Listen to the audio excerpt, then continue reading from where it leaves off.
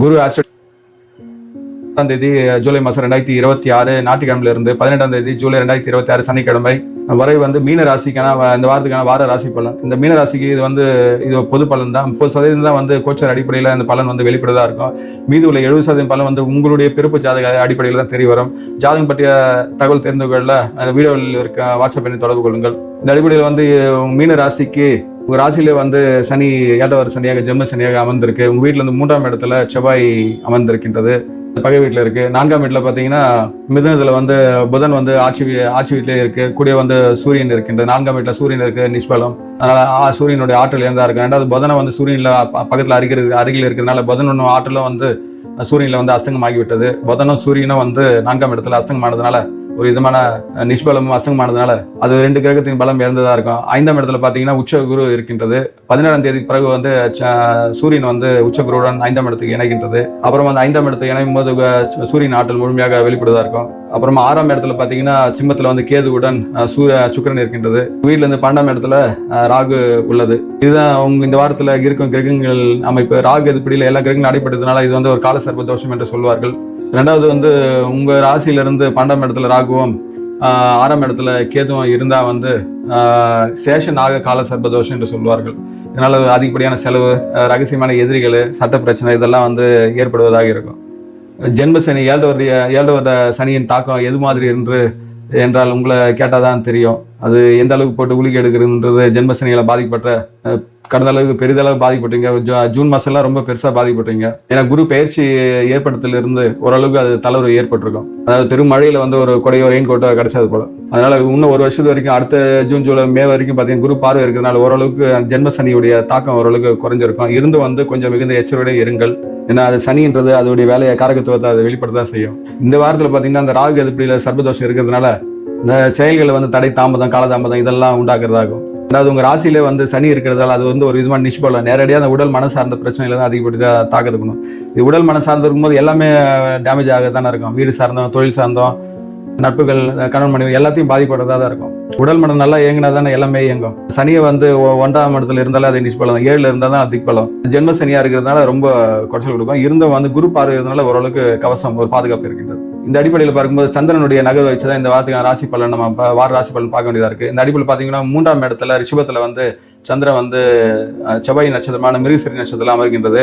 செவ்வாயும் வந்து ரிஷபத்துல இருக்கிறதுனால உங்க ராசி உங்க வீட்டுல இருக்க சனி வந்து 3ஆம் செவ்வாய் பார்ப்பது தைரியம் வீரியத்துல வந்து ஒரு விதமான மட்டுப்படுத்தும் ஆற்றல் இருக்கும். மன ரீதியான ஒரு எடுத்தவங்க பேசுற தனம் இருக்காது. அதே தான் இளைய சகோதரிகிட்டையும் ஒரு விதமான ஆக்ரோஷத்தை வெளிப்படுத்தாமல் ஒரு அமைதியாக கலந்து போற இதுதான் இருக்கும். ஏன்னா சனியுடைய மந்தத்தனம் வந்து செவ்வாய் ஓரளவுக்கு கட்டுப்படுத்துவாங்க. இருந்தாலும் செவ்வாய் உள்ளுக்குள்ள அந்த நெருப்பு சூடு எரிமலை மாதிரி உள்ளுக்குள்ள பொங்கிட்டு தான் இருக்கு. ஏன்னா இருக்கிற இடம் வந்து அது பகை வீடு. அதனால சுகமான விஷயங்கள் வந்து உள்ளுக்குள்ள அமுக்கப்பட்டதாக தான் நீங்க உணர்வீர்கள். அப்புறம் பாத்தீங்கன்னா சந்திரன் வந்து உங்க வீட்டுல இருந்து 4ஆம் இடத்தான மிதுனத்துக்கு செல்கின்றது. திருவாதிரை நட்சத்திரம் செல்கின்றது. திருவாதிரை நட்சத்திரம் ராகு நட்சத்திரம். அது ராகு உங்க வீட்டுல இருந்து 12ஆம் இடத்துக்குனால அந்த எதிர்பாராத ஒரு இல்யூஷனான விஷயங்கள்லாம் உங்களுக்கு வெளிப்பட்டதா இருக்கும். விசித்திரமான கற்பனைகள் இதெல்லாம் இருக்கும். இந்த ஷேர் மார்க்கெட் சார்ந்த விஷயங்கள்லாம் ஈடுபடாதீங்க. அன்றைய நாள் அதிகமான விரயத்தை ஏற்படுத்துவதா இருக்கும். ஏன்னா புத்தியில பாத்தீங்கன்னா புதனம் வந்து சூரியன் அஸ்தங்கமானதுனால கண்டிப்பா வந்து பண பரிவர்த்தனை சார்ந்த நிதி பரிவர்த்தனை சார்ந்த விஷயங்கள் தகவல் தொடர் மூலியமா ஜிபேல பணத்தை அனுப்பிச்சாங்கன்னா கூட எச்சரிக்கை அனுப்புங்க. ஏன்னா 100 ரூபாய் அனுப்புறது பக்கத்துல இன்னொரு சைபர் போட்டு 1000 ரூபாய் கூட அனுப்புற சூழல் இருக்கும். என்ன காரணம் கேட்டா புதன் வந்து சூரியன் அஸ்தங்கம், சூரியனும் வந்து நிஷ்பலம் ஆனதுனால 4ஆம் வீட்டு வரவு கொஞ்சம் கெட்டதா இருக்கும். தாயார் உடலில் கொஞ்சம் கவனித்துக் கொள்ளுங்கள். மண்மனை வீடு அரசு தொடர்புடைய விஷயங்கள்லாம் கொஞ்சம் சற்று காலதாமதம் கொண்டுதான் இருக்கும். ராகு எதிர்ப்படியில் எல்லா கிரகம் நடைபெற்றதுனால கொஞ்சம் இழுபறிப்புன்னு தான் கொஞ்சம் வெற்றி அடைதா இருக்கு. இருந்து பெரிதளவுக்கு பாதிப்பு இருக்காது. ஏன்னா குரு வந்து சனியை பார்ப்பதால் உங்க வீட்டை பார்ப்பதால் உங்க ராசிநாதன் உச்ச குருவா இருக்கிறதுனால 5ஆம் வீட்டுல இருக்கிறதுனால திருகோண அடிப்படையினால உங்களுக்கு ஒரு இதான் பாதுகாப்பு தான் இருந்த. இது மாதிரி ஆரம்ப கட்ட சிக்கல் வந்து அதையும் தவிர்த்து கொள்ளலாம். அதுக்கப்புறம் பாத்தீங்கன்னா சந்திரன் பாத்தீங்கன்னா புனர்பூச நட்சத்திரத்துக்கு செல்கின்றது. அது புனர்பூச நட்சத்திரம் செல்லும் போது ஒரு கஜகச யோகம் கொண்டு வந்துடும். 2வது 14ஆம் தேதியெல்லாம் பாத்தீங்கன்னா அமாவாசை வந்துடும். அன்றைய நாள் வந்து இது முன்னாடி 12-13 இருந்த அந்த ஒரு நெருக்கடியான சூழல்லாம் கொஞ்சம் தளர்வு ஏற்பட்டதாக நீங்க உணர்வீர்கள். தாயாரின் உடல்நிலை கொஞ்சம் முன்னேற்றம் காண்பதா இருக்கும். அதுக்கப்புறம் 15-16 தேதியெல்லாம் பாத்தீங்கன்னா கடகத்துக்கு உச்சகுருடன் இணை இருந்தாலும் குருவுடன் நேரடியாக இணை இருந்தால கஜகச யோகம் கொண்டு சந்திரனும் சொந்த வீட்டுக்கு செல்றதுனால ஒரு சந்தோஷம் தான். மன ரீதியான பொறுப்பு, பிள்ளைகளால மகிழ்ச்சி, பிள்ளைகளின் கல்வி ஆரோக்கியம் எல்லாம் மேம்பட்டதா இருக்கும். குரு பார்வை வந்து உங்க வீட்டை பார்ப்பதுனா உடல் அளவிலையும் மன அளவிலையும் கொஞ்சம் உற்சாகமா உணர்வீர்கள். அதாவது புதன்கிழமை வியாழக்கிழமை நாள் நன்றாக உள்ளது. அதுக்கப்புறம் அது பூச நட்சத்திரம் செல்லும் போது கொஞ்சம் 16ஆம் தேதி செல்லும் போது கொஞ்சம் கவனமாக இருங்கள். ஏன்னா சனி நட்சத்திரம் 15ஆம் தேதி இருக்கிற அந்த ஒரு நல்ல சந்தோஷம் 16ஆம் தேதி கொஞ்சம் குறைந்ததாக உணர்வீர்கள். அதுக்கு முன்னாடி நிதான போக்கு, ஒரு விதமான தோய்வு இதெல்லாம் ஏற்படுவதா இருக்கும். அதுக்கப்புறம் பாத்தீங்கன்னா சந்திரன் வந்து தேய்பிரை வளர்பிறை சந்திரனாக வந்து சிம்மத்துக்கு இடப்பெயர்வு ஏற்படுகின்றது 17, 18 தேதியில வார இறுதி நாள் வெள்ளிக்கிழமை சனிக்கிழமை. இப்போ பாத்தீங்கன்னா அது கேது நட்சத்திரம் மக நட்சத்திரம் தான் செல்கின்றது. 17ஆம் தேதி பாத்தீங்கன்னா சூரியன் வந்து மிதுனத்திலிருந்து கடகத்துக்கு வந்து விடுகின்றது. உங்களை ஆளுமையில வந்து அதிகப்படியான ஒரு கெத்து வருவதா இருக்கும். அது குருவா இருக்கிறதுனால ஒரு விதமான ஆளுமை கொண்டு சிறப்புடையதா இருக்கும். உங்க வீட்டுல இருந்து 6ஆம் வீட்டுல சுக்கிரனுடன் சிம்மத்துல சந்திரன் மக நட்சத்திரம் இணையறதுனால ஒரு விதமான கேதுவுடன் சந்திரன் ஒரு விதமான கிரகண தோஷம் தான். கடன் நோய்க்கு சார்ந்த விஷயங்கள்லாம் ஓரளவுக்கு ரிலீவ் ஆகும். ஏன்னா கூட வந்து சுக்கிரன் இருக்கிறதுனால அது ஒரு சுபத்தனம் ஓரளவுக்கு ஏற்படும். ரெண்டாவது சுக்கிரனை வந்து உங்க வீட்டு 12ஆம் வீட்டை பார்ப்பதனால வீணான விரயமான செலவுகளை ஒரு விதமான சுப செலவுகளாக தான் மாறுவதா இருக்கும். ராசியிலே சனி இருந்த ஒரு விதமான சோம்பேறித்தனம், ஒரு மனக்குழப்பம் தான் இருக்கும். உடல் அளவில் ஒரு விதமான தோய்வு இதெல்லாம் தான் இருக்கும். இருந்த அந்த உச்ச குருவுடைய பார்வை இருக்கிறதுனால அது பெரிதளவுக்கு பாதிப்படாத இருக்கும். அது 15, 16 தேதியெல்லாம் வந்து அந்த சந்திரன் வந்து கடகராசியில் இருக்கும்போது நன்றாக 15ஆம் தேதி நன்றாகவே இருக்கும்.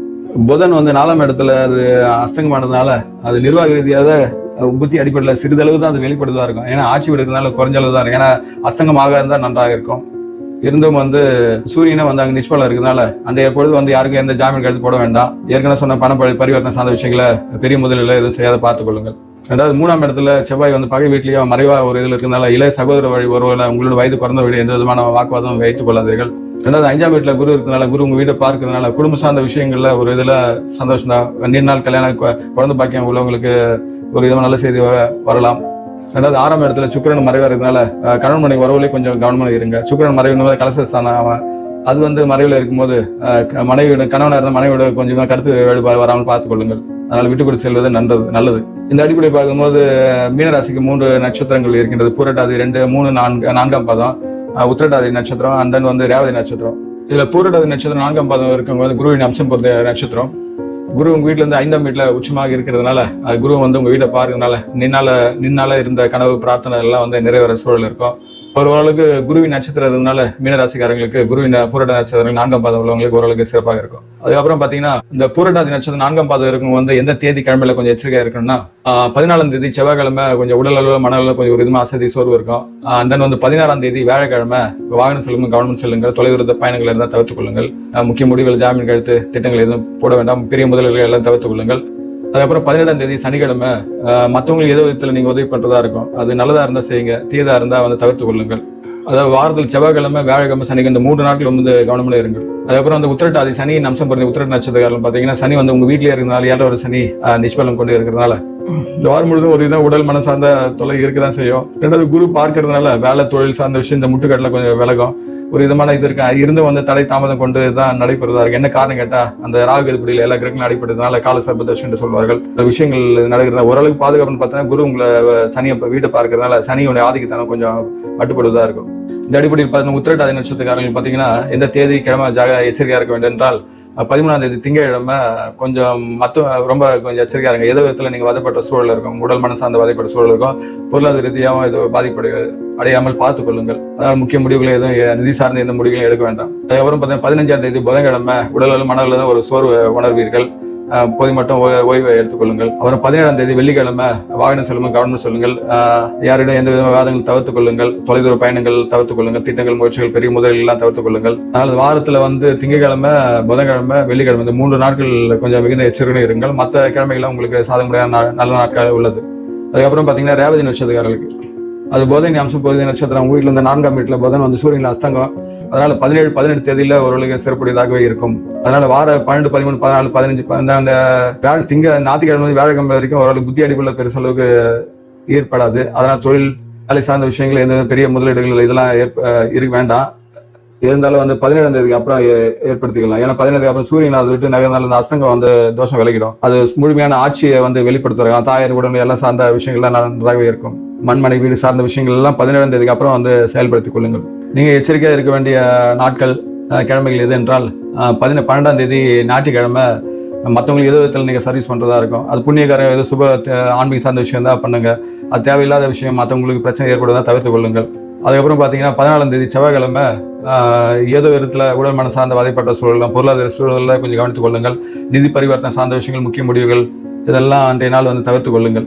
அப்புறம் 16ஆம் தேதி வியாழக்கிழமை உடல் அளவில் மன அளவில் ஏதோ ஒரு தோய்வு உணர்வுகள் போதி மட்டும் ஓய்வு எடுத்துக்கொள்ளுங்கள். அப்புறம் 18ஆம் தேதி சனிக்கிழமை வந்து தொலைதூர பயணங்கள் வாகனம் செல்லும்போது கவனமாக செல்லுங்கள்.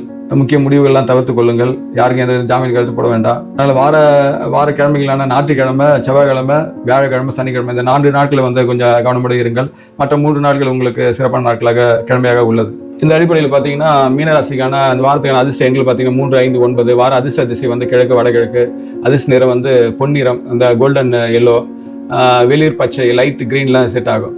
அண்ட் தென் வந்து ஆன்மீக பரிகாரம்னு எடுத்துக்கிட்டோம்னா ஜென்ம சனியின் தாக்கம் கொஞ்சம் குறைகிறது வந்து சனிக்கிழமைனா கால பைரவர் வந்து வணங்குறது, நல்லெண்ணெய் தீபம் ஏற்றி வணங்குவது நல்லது.